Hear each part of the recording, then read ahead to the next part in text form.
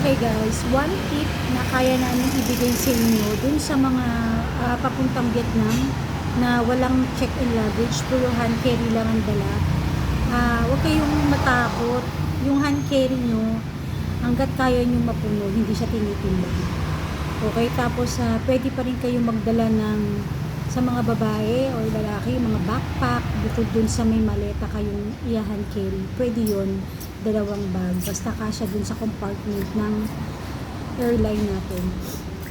And then, kailangan bago kayo pumunta dito kasi napakadaming visitor ng Vietnam.